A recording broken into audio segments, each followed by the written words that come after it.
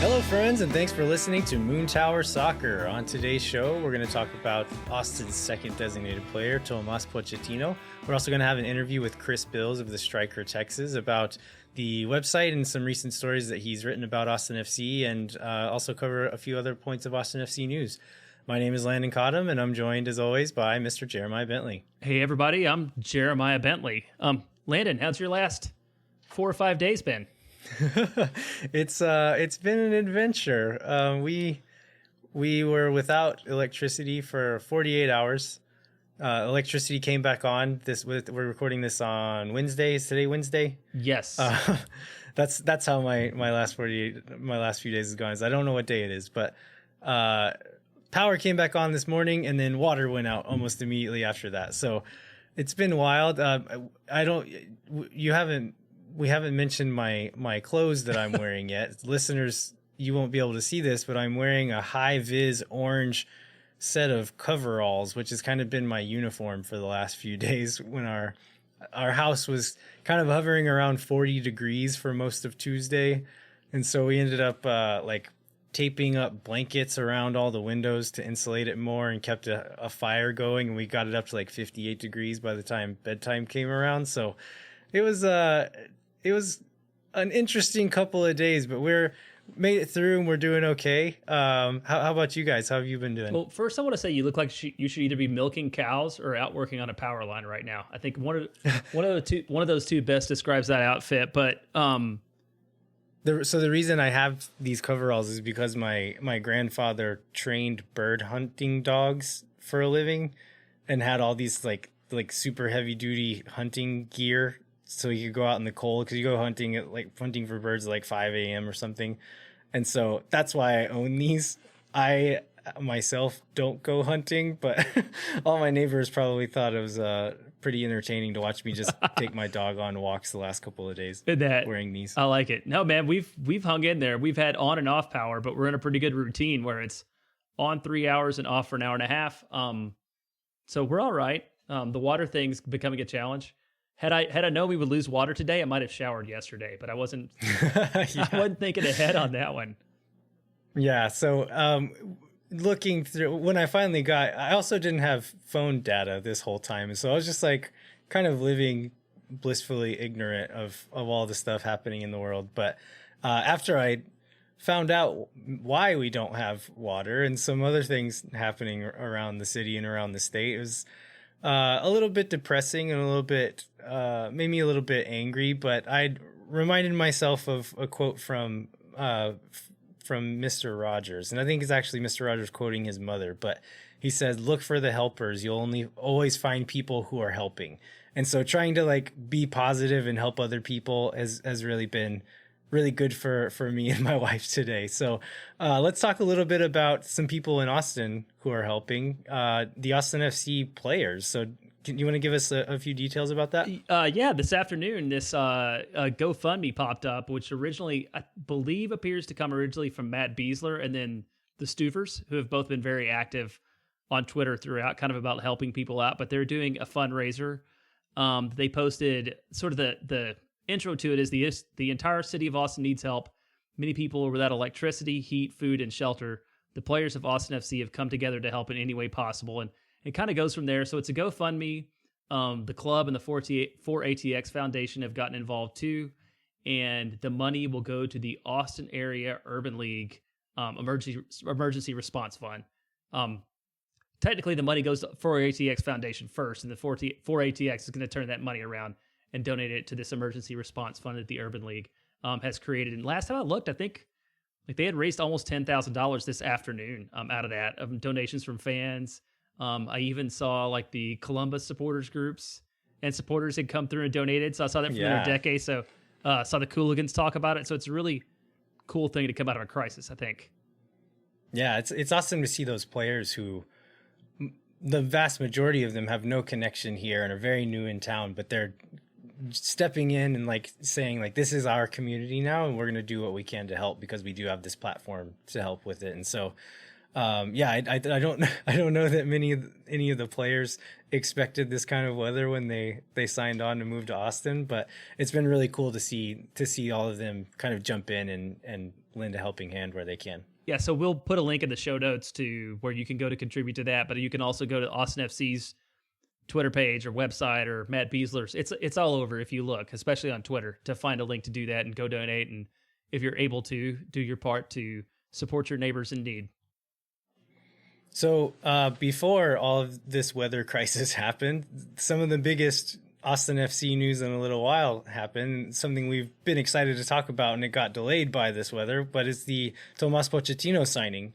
So we got green smoke last Wednesday, and then also a stadium fly through featuring some tango music, which is kind of their hint that it was going to be maybe someone from Argentina. But Jeremiah, give us a quick little bio of Pochettino. Yeah, so Pochettino from Argentina, developed through the Boca Juniors system, youth and second team ranks. He debuted in 2015 as an 18-year-old for the club. I think he only played maybe one or two matches for Boca before moving on. And then he's 24, correct? Or 25. I think he just turned 25. Yeah, just turned 25. Most recently at, I'm going to screw this up, Club Atlético Talleres. Yeah, Talleres. Talleres appeared in 62 matches, scored 7 goals, and recorded 10 assists. So like his numbers are not overwhelming just in raw numbers, but you've watched him play and maybe understand a little bit better where he fits in the system and where his strengths and weaknesses are. So can you share a little bit more about that? Yeah, I think mentioning the numbers, if you look at his career numbers, it's not super high, but if you look at like the last year, they're actually pretty good. And I think one of the things that we'll kind of get into this in our interview with Chris Bils after this, but I think Austin FC kind of started looking into him and contacting him before he kind of had this breakout season. And so this last season was, I think, really the moment when he became like this rising star in Argentina and started making a lot of headlines there. But as far as the kind of player he is, he's a midfielder, kind of I would say like box to box, although he is very much an attacking minded player. Like he's not this sit deep destroyer type guy. He likes to have the ball. He likes to contribute in the attack. So a really good long range passer, has a decent long range shot, likes to let him fly whenever he gets the opportunity, and has scored some goals from free kicks as well. So he likes to move the ball forward. He likes to advance the ball. He's not a number 10. Someone who had a similar trajectory as him as far as moving through Argentinian clubs is Bebelo Reynoso from Minnesota United. Reynoso is like a true traditional Argentinian number 10. Pochettino isn't that kind of playmaker, but he has really good vision from deeper in the field. And so he's more of in those tighter spaces, he's a good connector, but he's not going to just like create that crazy play out of nothing like a player like Reynoso or like Zelarayan might do. But as far as his vision and making those plays from a little bit deeper, he's a very talented player. And I think he's usually more likely, the way he plays, he's more likely to break open a pass that's going to lead to an assist. So as far as like those MLS assists, like the second assist, I think he'll get quite a few of those as opposed to just like that direct assist. So still a very useful player. I think as far as his position goes for Austin, in what just kind of context clues we've all picked up on, either like a 4-3-3 or a 4-1-4-1, I think he'll be that dual 8-10, whatever you want to call it, as two in like that midfield 3, one of the two more advanced of those 3 players. So Ring will be sitting deepest, and then Pochettino and somebody else will be those slightly 2 more advanced players there. But definitely in the middle of the field, right? Like he's not a wing. He's not a wing player. I don't think he's very fast, No. right? That's one of the things I heard about him. I don't think he's slow, but definitely likes to be in the middle of the field. And like, if when he gets the ball deep, he's really dangerous with kind of those longer passes. but as the ball progresses, he likes to sit kind of on top at the top of the box and like wait for those balls crossing in or like come in for a late like long distance shot or something. So definitely likes to live in the middle of the field. Yeah, and so we seem to be, well, I don't know if it's just like the way it's developed, but we seem to be building a roster that sort of has that dual 8, potential of a 4-1 forward. Did you get the chance to ask? You were gonna ask Josh Wolf about it at the press conference? Did you get the chance to, or did you get something else? No, I didn't ask about the specific formation. I ended up asking a different question to Claudio Reyna. Oh, it's Claudio. I think we're gonna touch on that a little bit later, but I still haven't gotten the chance. And honestly, the reason I didn't ask that question is because I don't think I would get an answer. Yeah, they're really good at answering only the things they want to answer, for sure. That's one thing that I don't know if Josh learned it from Claudio or from Berhalter or whatever. But and you said Pochettino, like, as he's pretty good about that too. Oh yeah, he's the like very very media trained type of athlete, and just like work hard for the boys, do our best out there, can't wait to get to town and get to work, and those kinds of answers. So it was which is fine. Like it's a way to kind of protect yourself as a player, because especially in a place like Argentina where the media will be kind of brutal with you. So I get it, but as someone asking the questions, it's not always the most fun for us. Right, you need a little bit more out of him. So what do we think the front seven looks like right now? And do you worry? I'm not worried about it. I'm more like interested to see what develops. So I put out a tweet last week after the Pochettino signing, just kind of like my best guess. And I think there's a few positions that are like, this is the guy, like locked in. This is who's going to start here. And there's a few others that I think are totally up for grabs. So I think the ones that are locked in, the back line is close to locked in. Ben Sweat is for sure the starting left back. I think for like the first games and the most important games, Matt Biesler is going to be the starting left center back. He's a little bit older now. He's not going to be able to play all the time, so there'll be rotation there. But for a single game selection, Matt Biesler's the guy. Right center back, I think Romagna and Cascante will be fighting for that. It'll be depend on who shows out in camp and how Romagna kind of adapts to the new league, the new system, and kind of settles into Austin. He has potential to be that starting spot, but again, I think we're going to see a lot of rotation there. So I think all of them will get a lot of minutes. Lima definitely starting it right back. Alex Ring is really our only number 6 right now, so I think he's that's a spot I would like to see filled soon. Pochettino we're talking about like those dual 8s or dual 10s, whatever you want to call it. Pochettino is definitely going to be one of those guys. As far as the other one goes, I put Danny Pereira there. A lot of people kind of pushed back and said that they want to see Fagundes there. So that would put, I think like, if Pereira was there, he might be like a more reserved one, with Pochettino having more freedom to get forward. But if it was Fagundes, that might be for a more attacking lineup, where Fagundes might be the more advanced player with Pochettino sitting a little deeper. But then left wing is definitely Cecilio's spot to lose. Husin at striker. And then the right wing is another one that I'm just like, I don't know. I have no clue who's going to start at right wing. Do you have any thoughts on that position? Yeah. Either the right wing or that other dual 8 spot? Yeah, that one, the right wing was the one. I'm looking at this Tom Bogart's projected lineup off MLSsoccer.com, and any of those, there's 4 potential options listed here, which is Redes, Gallagher, Segura, and Mane. And I mean, I could see any of those people on any given day being the one who makes that start. I think the thing on Fagundes is like, he's got to start in the more advanced position or be on the bench, right? Because that was where he ran into trouble in New England, I think, right? It fell out of favor, was that Arenas wanted him to play deeper and he wasn't really in the mood for it. So he seems like he's going to play in the attack or not start, one or the other. Like, I don't see him playing deeper. So that kind of limits the flexibility a little bit, or maybe he'll be really excited about being in Austin and change his mind. I don't know. Yeah, I don't know. And I think that's one of those guys, like, with the Pochettino signing, like, we knew a DP was coming soon, but we didn't know who it was going to be. So it looks like this is going to be probably at least the attacking group that we go into the season with. We might add one piece here or there, but I think preseason is going to be really big for some of these guys. Like, they're going to get this chance to show, like, I can be a starter in this position. You don't need to sign another DP in this spot, because we're going to go into the summer with that third DP slot.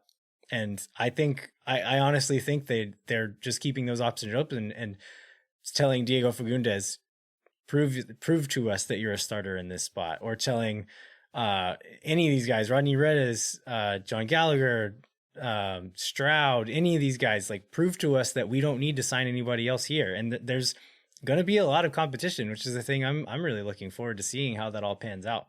Yeah, it should be exciting to see, and you have everybody hungry and looking for a spot. And this does lead us to the question you actually asked Claudio, which is, where do we see the other signings coming from? And I don't remember what he said, so can you fill us in on that? Yeah. So the answer I was trying to get, again, he didn't. I think I didn't phrase the question in a way where he had to answer it the way that I wanted him to, and so I'll try to do better at that next time. But in an interview with Chris Bils a few weeks ago, he mentioned that the two players that we're going to be looking for, one of them is definitely an attacking player, and the other one is someone who will contribute to the attack in one way or another. And I brought up that quote and asked, like, which of those boxes does Pochettino tick for you? And he was very adamant about saying that Pochettino is definitely an attacking player and someone who's going to contribute to the attack for us. And so I don't know if that means, like, this is the more attacking of those two that I was talking about, or if he's just saying, yeah, Pochettino's an attacking player. So I was hoping to find out, like, for that third spot, is that going to be like a number 9, or is it some other spot on the field? But didn't really get a clear answer there. So we'll have to wait and find out. Yeah. Well, it's about what you get in these kind of press conferences, I think, a lot, which they're fun to get to do. But yeah, sometimes you only learn what they want to tell you, which I think means they've probably gotten good media training. Tom Webb's doing his job, making sure they don't overshare. Yeah. So you did a fairly detailed analysis of the 20 players that we have on our roster, kind of what we've spent so far. So maybe we can spend a little bit of time talking about that. And obviously it's all everybody's best guess about what we might have spent or have available. But when you put that together, well, why did you put that together?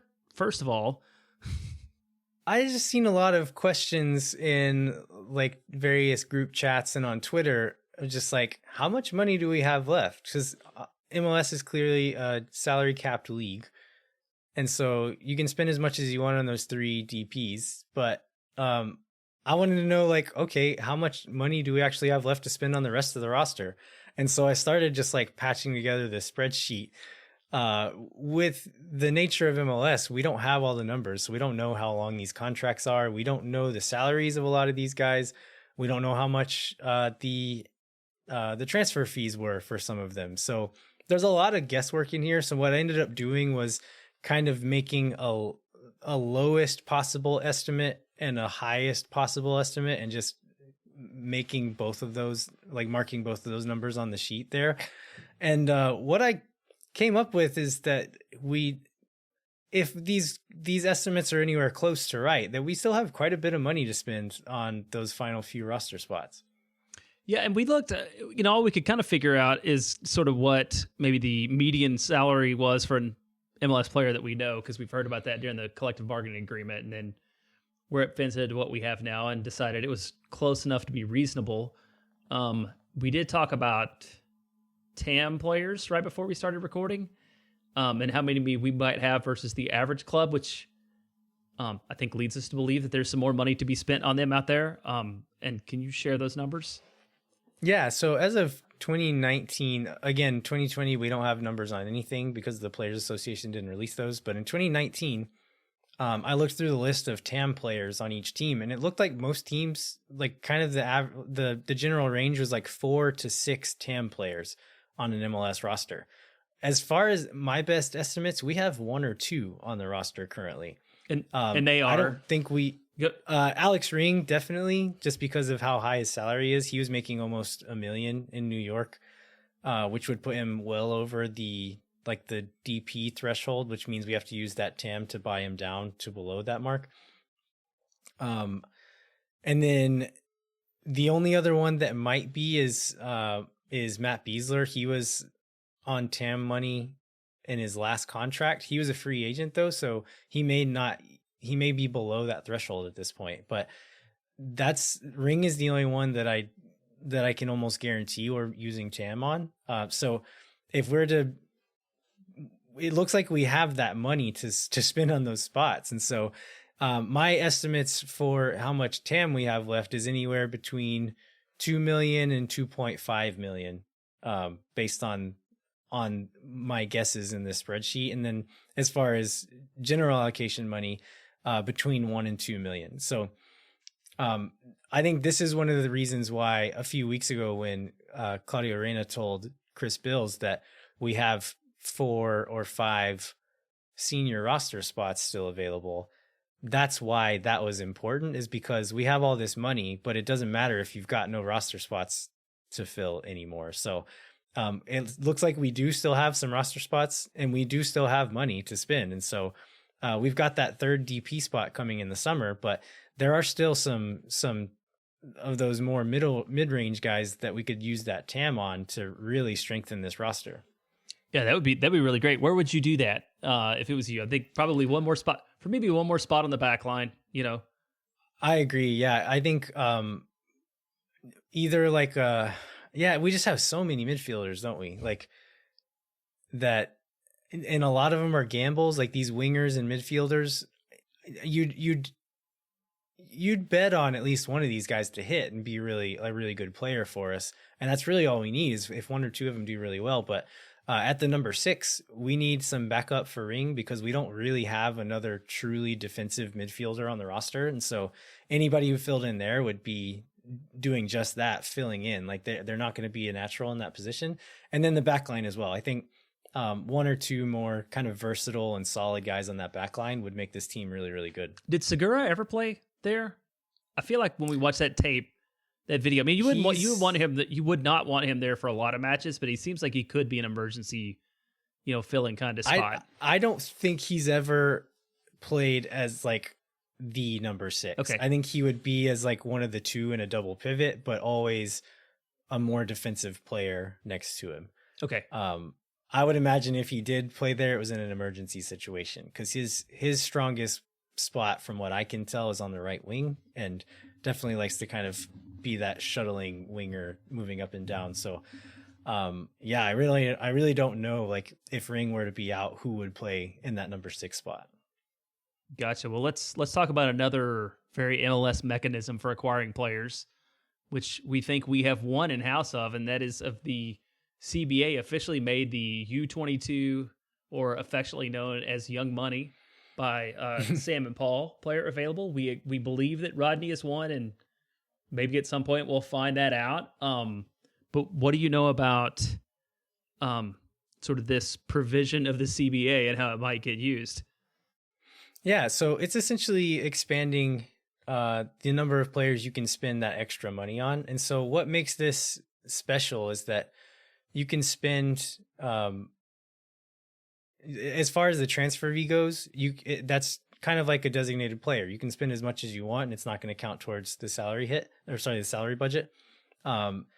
There is a cap on how much you can pay them. I believe it's up to that designated player threshold. That's right. So you can only pay them up to $612,500. But the cap hit that they would get is, we don't have official numbers on this yet, but Sam Stejskal reported that he's heard it's going to be somewhere between $150,000 and $200,000, which is really awesome. If you can pay a guy $600,000 and have the transfer fee not counted into that, and then it only count against your cap as $200,000, that's pretty awesome. Yeah, it is really good. I listened to Allocation Disorder yesterday, which I don't think you had the chance to, because again, you were struggling with keeping your lights on. And they talked about the potential of use, because, I mean, in theory, if you were able to use it perfectly, you would effectively have 6 DPs, right? Because you can spend whatever you want. You have a set amount that you're paying them. But you would have to hit on all those things to make it happen. So what they really practically talked about is more likely the teams are gonna. This is another way for the teams are gonna spend money and be smart. To spend money and be smart and differentiate themselves a little bit. So you can see Atlanta or LA, either LA or Toronto or hopefully Austin. Use more of that than some other clubs might, because you still have to spend the money. You still have to be willing to put the transfer fee out there. So if you're to take full advantage of it, you need to be willing to do that. Yeah, but like you mentioned, like with players that young, it's not going to be a guaranteed thing. Like there's a lot of designated players that come in the league that at least they're going to be, like, you kind of know what their floor is. They're going to be decent players, but with guys coming in 20, 21 years old, you don't know that for sure. So, yeah, I think if nothing else, it's a mechanism for the owners who want to spend more money to allow them to spend more money and kind of buy more lottery tickets of these guys that are going to hit. And if you hit, like you said, six designated players, but more realistically, if you can get one or two of them to be solid contributors, that's going to be pretty good. But yeah, like we said, Rodney Redes is most likely going to fall under this category. So we'll see what he can contribute in this season as well. And I guess the other thing that we learned recently out of that is that you can keep the players up until age 25. So you've got 3 or 4 years possibly of opportunity to see what they can do and see how they fit in. And then also it would apply to homegrown and drafted players too, which there's not going to be that many people that fit into that category, but it's nice to have that kind of flexibility. Right. For the homegrown, it's essentially like if you sign someone to a homegrown contract, they play out that contract and you sign them to a second contract. You could use this mechanism on them. And so it's more flexibility to kind of to give teams the opportunity to keep some of these younger talents around for longer when maybe they wouldn't be able to afford to, or wouldn't have the roster spots to be able to do it. This kind of gives some flexibility there, but hopefully Austin will be able to use use that to kind of bolster those homegrown signings as well. But yeah, we'll just have to see as time goes on. Yep. Well, so the CBA brings us to the we actually have dates for the season to start and training camp to start and all those things. So I'll go over the dates fairly quickly. So the season's going to begin on April 17th, which is 2 weeks later than the league had originally announced. On that, they expect the schedule to be released in early March, and that could be interesting because we don't know if the Canadian teams will be able to play in Canada or have to play in the US or anything like that. Still, the players are going to report on or before March 1 for a 7-day quarantine period, and then team training can begin on March 8th. With us, this is something we're going to talk about with Chris. Most of our players are already in town and informally training together, which I think gives us a little advantage in gelling and getting going before others might. What else do we know about training? Well, so we know that they've been training at an undisclosed field in Austin, which I think was discussed on the Striker MLS podcast, that they're training somewhere in town on a field. And I think Cecilia Dominguez accidentally revealed that secret location on Instagram last week. That post was taken down very quickly, which I imagine someone from Austin FC gave him a call and were like, "Oh, Cecilia, you can't really be doing that right now." And so if the club doesn't want that revealed, I don't think we're going to reveal that and be the ones who cause trouble for that. But they are training in town and will likely be training in that spot until the St. David's Performance Center is open.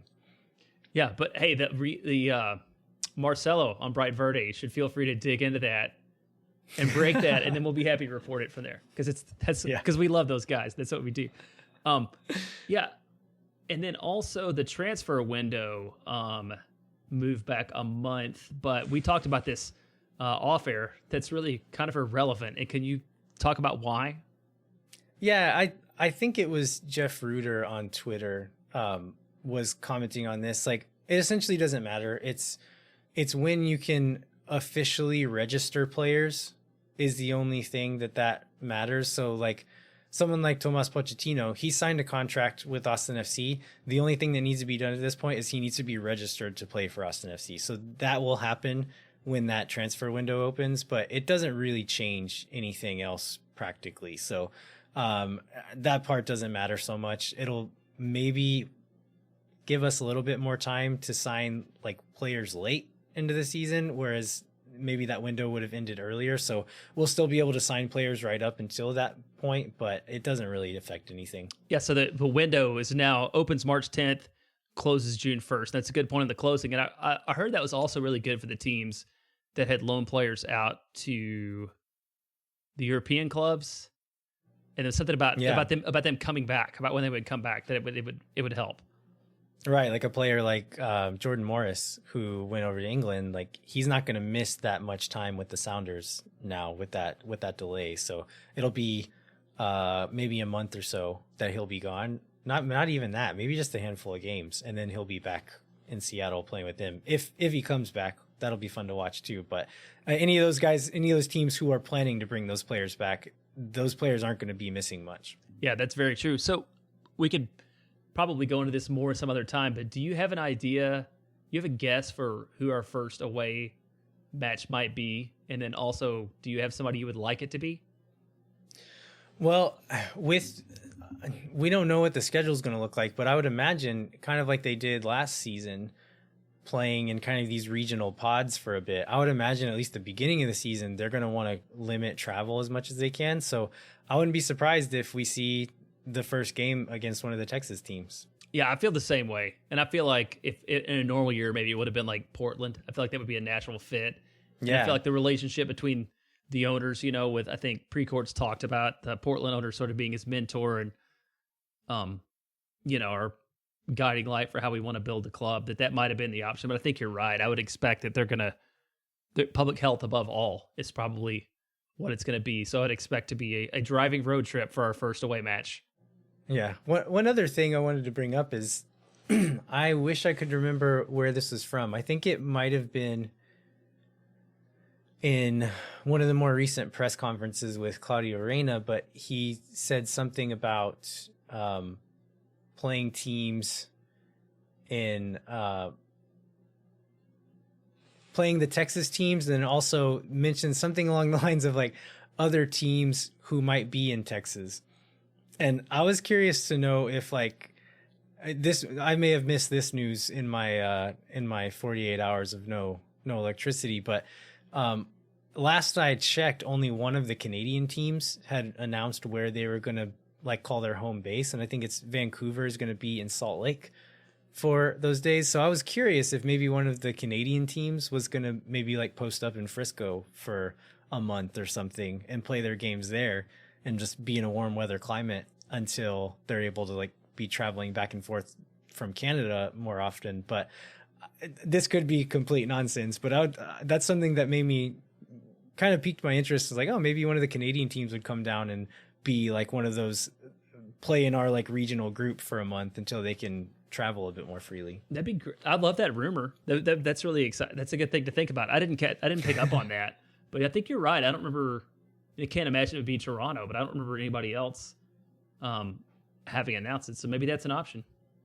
Yeah, I mean, Toronto was playing in Connecticut for the end of last season, and I would imagine they would, if they're going to be away from home, they might as well go somewhere a bit warmer during this time of year. So I mean, who knows?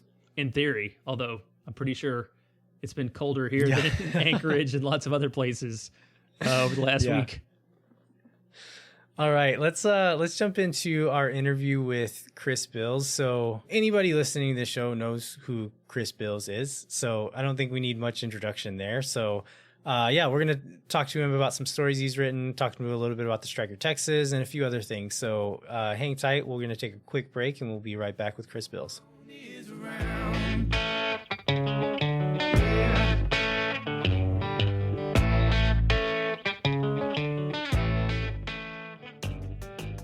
Boom Tower Soccer is brought to you by our friends at FVF Law, the official injury lawyers of Austin FC. FVF is a different kind of personal injury law firm dedicated to community transparency and client education. And FVF also recently won the Better Business Bureau's 2020 Torch Awards for marketplace ethics in the category of Central Texas businesses with 21 to 40 employees, which is a lot of words, but means that they're really ethical mid-sized company, and so we're proud to be associated with them. Yeah, and it's like something really cool to hear from a personal injury law firm winning an ethics award, not just for law firms, but for businesses in general. So I think that just says a lot about the kind of folks that work over at FVF. So you can go to fvf.law to find out more about what makes FVF different and why understanding your legal options can dramatically change your outcome of a case. Once again, that's fvf.law. Well, you don't need words to tell me things that drive me wild. We are joined today by Chris Bils, who is the co-founder of the Striker Texas and also the main Austin FC writer for the Striker Texas. Chris, thanks so much for joining us again. Yeah, thanks for having me again. It's fun to talk to you guys again, and I'll try not to be so long-winded this time. Yeah, keep it under an hour this time. Yeah, I think you hold the record for our longest podcast ever, but also you probably don't know this, but it's also our second most downloaded episode ever. All right. So yeah, I'll take that. I think the only one that's beaten you so far is a very recent one we did with Alexi Lawless. So you're in pretty good company there. Man, there must be something about the red hair. I love it. And your guys' podcast. Yeah. So to start off with, you've been involved in covering Austin FC since the very beginning, right? So, and that's what we spent a lot of the time last time you were on talking about. And now continuing on that work, you're one of the co-founders of the Striker Texas and writing about Austin FC for them. So tell us a little bit about how the idea for the Striker came about. Yeah, I mean, it's kind of a long story, but also not that long. Is like, I've been here in Austin since 2016. Been covering the whole saga leading up to Austin FC, mostly for the Statesman, but I've been freelancing that whole time. And, I'm very grateful for the Statesman for giving me the space and the time to cover Austin FC. But at a certain point, I was just kind of looking toward the future and the media scene and thinking about what it was going to look like once this team was actually started. And I wasn't all that confident that there would be a place that would be, looking for a full-time, what I would consider like a full-time beat writer, which, maybe by those definitions don't exist to every team around MLS, but, things like being on the road and covering the games and, just being in every training session and not having another beat to worry about. And, when the pandemic hit, I was really kind of faced with, a choice of, do I keep trying to string this thing along or do I look for something else? And kind of hooked up with Roberto Silva, who had just been laid off from Circuit of the Americas in the Austin Bold. Started talking to him about this idea of going independent to cover Austin FC. And he was like, well, that's a great idea. And I really like what your vision for creating this community around soccer coverage, but it'd be really cool if we did the whole state of Texas.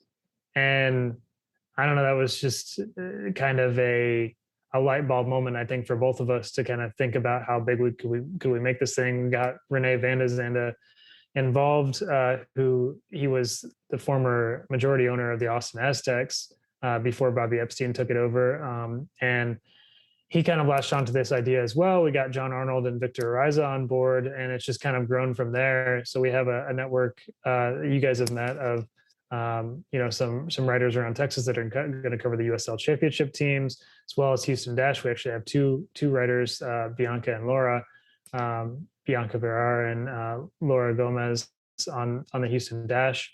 And then you guys have obviously joined us with Moon Tower Soccer. So that's been a really exciting addition too, to have so far 2 podcasts and hoping to grow that. So it's just been really exciting to actually have this thing out in the world, and we'll have the app coming soon as well. So keep an eye out for that. And we're going to try and grow coverage around the game of soccer and hopefully educate people about, the whole pyramid all the way from professional down to youth.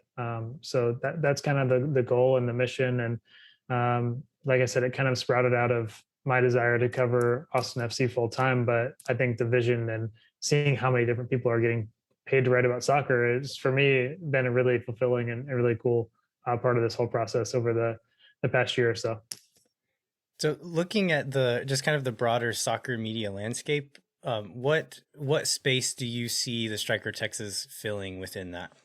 Yeah, I mean, we're going to be very, very local. So, but local on a state level. So, if you're in Dallas, you're going to get every single piece of FC Dallas news from John Arnold. If you're in Houston, whether whether you're following the Dash or the Dynamo, you're going to get every piece of news on either of them, as well as, with Austin FC, we want to have the best coverage of Austin FC, bar none. And go in depth, follow the team, be there for all the big moments. So almost the depth of we want to strive to have quality journalism, such as like that you would find like in the Athletic, but also really local and covering day in, day out, all of the teams in the state at a level that nobody else is doing. So, that's what we're trying to do. And obviously we've got a long road to go, and, we'll prove ourselves along the way, but I think we're off to a really good start. Yeah. And we just, Oh, sorry. Oh, sorry. I was going to say I was whenever you first started kind of talking about this many months ago, I was very excited about it, just because there's a bit of a vacuum in certain spaces of soccer media, that there's just certain coverage that just doesn't happen. And so I'm excited to see this happening, and hopefully people in the state of Texas will be as excited as I am about it, because there really I hope so too. Yeah, because it's just like you get these high level stories, but as far as like this day-to-day coverage like you get with other American sports, it just doesn't really exist in soccer right now. So hopefully this will kind of kick that off, not only in Texas but in other places as well. Yeah, I think that's the long-term vision for sure, is to see how far we can take this thing. So, but yeah, I'm just excited about the people that are on board, and hopefully the people we get to share things with. There's things like forums on the website. There's a chance you can do community submissions and kind of tell your own stories as well. So come check us out, strikertexas.com, and like I said, the app will be coming out soon. Follow all of us on social media at the Striker Texas, and we'll get you fed all the soccer info that you can handle about Texas. Yeah, I know. When I went to I think you were in this land of the first creative meeting. I'm like, wow, there's a whole lot of actual soccer journalists in this Zoom room, and then there's us. So we feel really privileged to be a part of it too, for sure. Thanks for having us. You guys definitely belong in that mix. I mean, I think, as far as I learn things from this podcast often, or at least reframes the conversation for me often, of the way you guys, how smart you guys are, and the way you kind of pick apart the subjects in the team. So definitely excited to have you guys on as well. And I think you definitely challenged me and belong in that mix as well. Yeah, well, I appreciate that, man. Well, thanks, Chris. Yeah, your check will be in the mail soon for that plug. What I did want to ask about, so last week, which seems like a million years ago now, we had a big kickoff event, which was the first Texas Soccer Summit. It was 4 days, half day each day, covered every aspect of soccer that you talked about. Can you maybe pick your one or two highlights from the event of things you learned, or things that just surprised you, or just what was the big takeaway for you? I think the big takeaway for me was, and I'll get specific here in a moment, but I think the big takeaway for me was this idea of doing all Texas soccer. You think about what that means, and it's one thing to get all these writers in place and to think about what all these teams are, but then to see, I think, some 50 odd people talking about their unique perspectives on the game, all the way from somebody like Angelo Kelly, who's coaching on the college side. I think we had youth directors from, various youth clubs, and, all the way up to, the last panel was Luchi Gonzalez and Matt Jordan talking to Jimmy Conrad, which I thought was a really neat one. But I think just overall, the amount of voices, and a big thank you to everyone who took part, and kind of believed in that thing. Just, a lot of people just called sight unseen. We're like, yeah, sure, just send me the date, Zoom call, and we'll talk. So that was really great. For me, that I think, Austin F. brought a one-on-one conversation with Sonny Guama, and I thought he was, um, really talked about he going to Mexico. He's been professional for 15. He's trying keep playing this, maybe a chance. Potentially, I think he's been wanting to get in with Austin. I don't know if that's going to happen or not, but he talked about his journey going to Santos Laguna, and just what it looks like. You're 18 years old to be kind of thrust into a completely different world as a soccer player, and the challenges, and not the glitz and glamour of on the field, but all the real life things that he had to go through. He's a local guy. I think he's probably longest soccer career of any professional player to come out of Austin. So if you don't know who Sonny Guadarrama, I think that conversation, I learned some things about him, and I know it's the last 3 or 4 years. From an Austin perspective, I think that's where I'd point you. We also had James Ruth on, who's the VP of marketing with Austin FC, to talk about how to market in a new team in a state, in a city that's known for football. We had Juan Delgado on talking with the other MLS Next directors in Texas, so FC Dallas and Houston Dynamo Academy directors, and they had a fun conversation. Andy Loughnane was on a panel as well with Tab Ramos and Andre Zanota. That was a fun one. We learned during that one, Andre Zanota said that we could expect to see some preseason action between Dallas, Austin, and Houston. So that was a fun little bit of news that came out of the Texas Soccer Summit. So lots of great stuff. I mean, I think it was overall 20 hours of content, and I'm still going back myself and kind of sorting through some of it. But it's all on the Striker Texas if you want to go take a look. Overall, I thought it was a really, really fun event.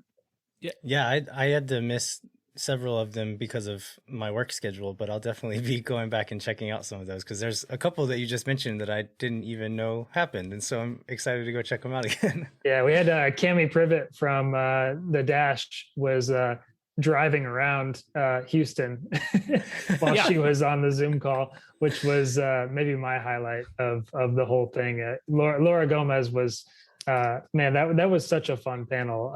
It was Cami Privet and Bree Vasali from the Dash, and then Satara Murray, who played for FC Austin Elite, and Danny Woodfill, who's the GM of FC Austin Elite. And they were kind of talking about the different challenges that they've had to go through as women professional players to make it. And but Laura was just a hoot hosting that thing, and that was such a fun conversation. So that one definitely worth checking out as well. Yeah, as a work comp insurance guy, like I saw that picture of her driving around, and I'm like, I just have to like turn my work brain off and pretend like this is not happening right now, because I found that very stressful. But it's okay. It sounds like it was really good too. And also, you mentioned James and Juan, who we've interviewed both on the podcast. I guess we have to get Andy on next then, so we can hit on all three of the folks that y'all had on at the event too. Let's talk about a couple articles that you've written recently for the site. One about Thomas Pochettino, our second designated player. And I think the one that you wrote was about how he really seems to have embraced the spotlight and the pressure that comes with that role. Can you expand on that a little bit more and what we might expect out of him? Yeah, so I think, he got on a Zoom call the day that he signed, which I think was the last. A lot of things have happened, guys, in the last week.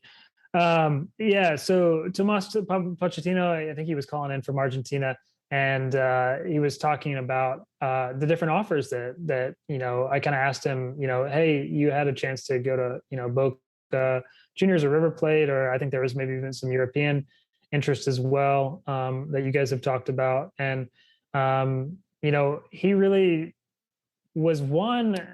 I think he was very pleased by how interested Austin FC was in the beginning, in him, before he sort of had this really great 2020 and sort of, got some other interest. It sounds like Claudio and Josh Wolf were already sort of sniffing around and asking about Tomas Pochettino. So he kind of felt some loyalty there, but he also said that he's the pressure to be in a new team and in a DP is wonderful. So, he's sort of, he likes this idea of being one of the leading men of a new franchise. And I assume, for a guy coming from Argentina, it's probably enticing as well to be part of a new franchise in a country where, that pressure is going to be there on the field, but off the field, maybe not as much. He can sort of, fade into the background a little bit, walking around town. I'm sure that Austin FC players are going to get recognized, but it's still MLS, right? And it's not quite like being in the pressure cooker of a club like Boca Juniors or, Yeah, I noticed in that press conference as well that one thing he mentioned is that one of the reasons why he chose Austin FC was because of kind of that loyalty. Like Austin FC was 100% committed to him, whereas someone like Boca or like a European team, it was just like, okay, this is another player we're maybe considering. But with Austin FC, I guess like, you're our guy. Yeah, I guess the other thing I should have mentioned was the fact that I think that he's going to play, right? Like he knows that he's going to be, not just play, but be one of the centerpieces of a team, which, might not be guaranteed at a club like Boca. When you're talking about a guy who's, an Argentine midfielder, sometimes it can be kind of competitive to get into a midfield spot in a bigger league, or not necessarily a bigger league in Argentina, but at least a bigger club, where there's a lot of competition for those spots. And Austin's kind of giving him free reign and giving him the reins, I guess you could say. So you also recently wrote an article about how the players are kind of acclimating to Austin, and it's something that we've talked about on the show before. So can you talk a little bit more about that and like any sightings, like player sightings that you've heard of, and then also maybe go into a little bit about what their training setup is looking like right now? Yeah, so I was talking to Josh Wolf a couple weeks ago. I think it was the day that Aaron Schoenfeld signed. And he was talking about, I was just sort of asking him, what it's been like, having the players in town, what the setup's been like. And he was kind of sort of explaining to me, oh yeah, like, we're able to see the players all the time and they've been training. So, just sort of was talking to him about that. And yeah, they've been in town. Actually, what we've learned through, I think this last few days of the winter storm is not all of them, I don't think, are in the Fairmont anymore. Some of them, a fair amount of them have moved into their own places and were without power like the rest of us, or like you guys were.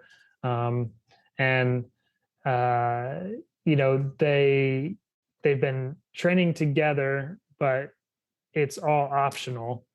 So they've been able to get on the field. They work out several times a week, and that's going to be beneficial, I think, for them when training camp starts, because we saw the dates that were put out by the league. Actual training camp can start on March 8th. They can move in and start training as soon as March 1st, as long as they've had 7 days of quarantine and testing, which I think they've already been sort of doing anyway on their own. So they should be able to start as a team closer to that March 1st date, which I think should be a benefit for a new team sort of starting to gel. But as far as the setup goes, I think that, because they're an expansion team, it's given them a little bit of an advantage in that sense, that the team's all sort of getting together. They don't really know anybody else in town, right? So they're getting to know each other, getting to know the coaching staff. And while they won't actually be on the field with the coaching staff till March, there's a lot of familiarity there, and they know what the expectations are going to be. So I think, that's all been pretty beneficial for them. So how does that work? Like Josh Wolf just leaves a training plan under their doors at the Fairmont, and it just, if you want to work out, you may choose to do this or not. Or is it, I assume it's a little bit structured, but officially informal. Yeah. See, that's the thing, is like, Josh, I could tell you didn't want to get super into the weeds on that kind of stuff, because I do think it's a little bit like, yeah, it's optional trainings, but these are professional athletes. And I think that the way that they get where they are is, they show up to optional things, right? And plus they're walking by the coaches every day in the hotel. So it's like, if they didn't go to training, I think you kind of know. So yeah, Yeah. I think that everybody's probably getting their work in for sure. The way I kind of took that, or I'm just guessing here, but the way I kind of took it was that, like, if we weren't an expansion team, like, all these guys are moving to town anyway, right? And so they're here. Whereas on any other MLS team, like, a lot of those guys might be out of the city during a time like this. And so, like, an optional training might be like, if you're in town, come, but if you're not, you need to be here on March 8th. And so maybe it's something like that, but who knows? Yeah. Plus, I mean, when at the time I was talking to him, it was still when the labor negotiations were happening. So it was like, technically they're not even working right now, but at the same time you're in town, you're training for a new team. And these are professional athletes, right? They want to be ready to go when the time comes. So yeah, it was kind of an interesting few weeks there when they first got in town, being in the middle of a labor negotiation, but also getting to know their new coaches and teammates, and wanting to show that they're all working for the same cause. So yeah, but I think that everybody will be ready to go in March, and we'll have a season in April. So that's exciting. So in the in between, go ahead. Yeah, in the in between time, and you hinted at this. We have an idea of what part of preseason might look like. Can you share more about that news? Yeah, so Andres Zanotto was, like I said, first mentioned this during the Texas Soccer Summit, followed up with Claudia Reyna about it, and then actually Matt Jordan mentioned it on the Soccer Summit the last day as well, that the three of them, so Zanotto at FC Dallas, Claudia Reyna at Austin FC, and Matt Jordan at the Houston Dynamo, have been talking about, how can we get together and train, right? Like, normally MLS teams, there's like the Desert Diamond Classic in Tucson, I think. There's the Charleston tournament. And there haven't really been too many Texas events, but actually that was one thing Claudio Reyna said, is that I think he hopes that this sort of starts a new tradition where they're able to have more of a formal preseason tournament in Texas. Of course, there was the ATX Pro Challenge a few years ago, the Armadillo Trophy, that was that still gets floated around Twitter quite a bit. And I think so there's people that would like to sort of revive something like that.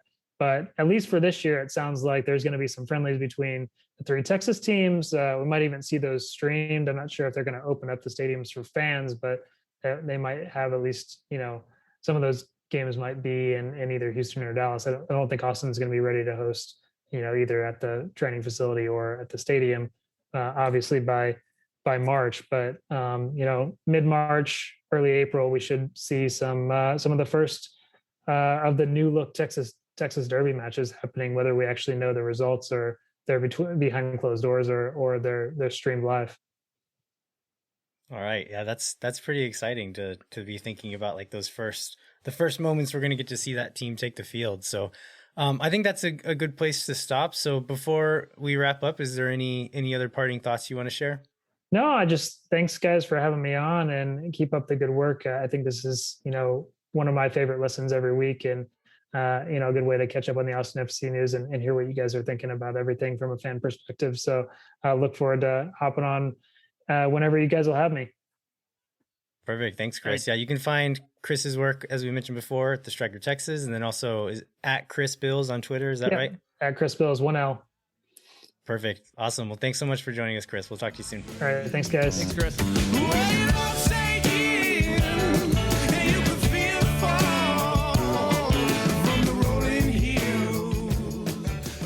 All right. We want to thank Chris Bils one more time for joining us. We always like talking to Chris, so we'll definitely have him again on sometime in the future. Before we wrap up, we want to remind you to rate, review, and subscribe wherever you get your podcasts. Yeah, and also check us and Chris and Victor and John and the whole gang out on the Striker Texas website. And we talked about this before, but we do love talking soccer on Twitter. So please give us a follow if you don't, and engage with us either at JBentleyATX or El Viejero 87. we're always looking to connect with more fans and talk more about the sport that we love. All right. Well, thanks for listening to this week's episode of Moon Tower Soccer. We will be back in 1 week with more Austin FC news and maybe an interview. We don't have one lined up yet, but we'll see. Until then, my name is Landon Cottom. I'm Jeremiah Bentley. We'll catch you next time.